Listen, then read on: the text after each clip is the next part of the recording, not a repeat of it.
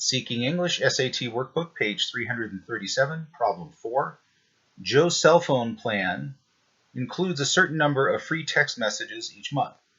So we're talking about Joe's plan.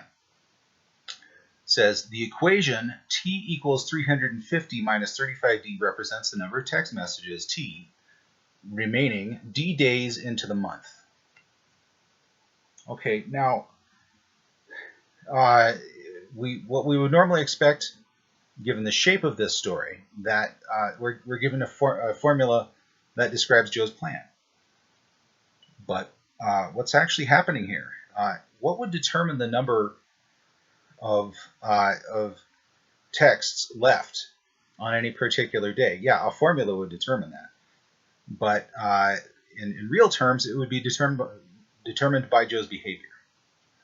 So does this formula actually describe the plan, or does it describe Joe's behavior? Let's look carefully, okay? What is the meaning of the number 35? Excuse me. What is the meaning of the number 35 in the equation? So one assumption is that 35 describes the plan. Another assumption is that 35 describes part of his behavior. If this is not obvious to you, I think it's supposed to be not obvious. Confusing the plan and the behavior, I think, is what makes this a more difficult problem for most students. Once they realize, this isn't the plan we're talking about, then it goes a lot more smoothly. So choices are A, Joe will use up his texts after 35 days. Okay, that would be contingent upon Joe's behavior, so that kind of makes some sense. B, Joe starts with 35 texts each month. That could be in the formula because his behavior modifies the situation that's given to him. Letter C, Joe sends 35 texts per week. That definitely describes Joe's behavior. And Joe sends 35 texts per day. That also describes his behavior. So let's take a look at these. First, Joe will use up his text after 35 days. Do we know that? It starts with, if he has 350 texts and he uses 35 per day, that's free texts. If he has 350 free texts and he uses 35 per day, it's not going to take him 35 days to use them up. It's going to take him 10 days. 35 texts per day times 10 days is going to be the 350. So it's not answer A. Joe starts with 35 texts each month. No, because that's not the thing that's multiplied in the formula. 35D multiplies something by something. The 350 is a fixed quantity, so that's the known at the beginning of the month. That's the part that's not determined by Joe's behavior. So he doesn't get 35 free texts per month. He gets 350 free texts per month. So it's not answer B.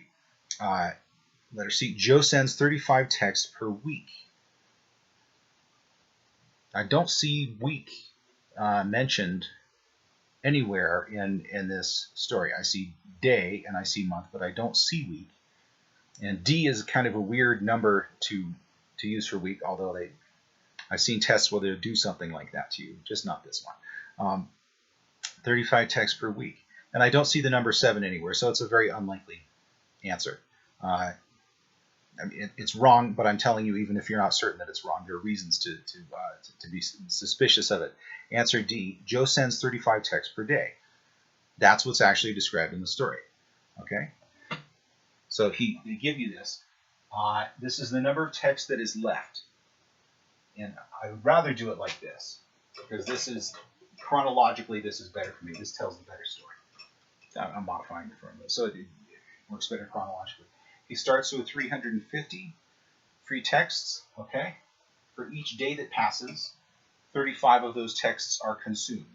And the number that's left over of free texts is this. So you would reach a maximum of 10 days of usage, at which point T would become 0.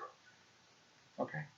It's not that weird when you step back and look at it, having been told how it works. But students get very, very worked up trying to figure out why this doesn't make sense to them. And again, like I said, I think the main problem is that it's confusing to be shown a formula that describes the consumer's behavior, which is very uniform. Shows some kind of, there's something kind of robotic about him. I don't know.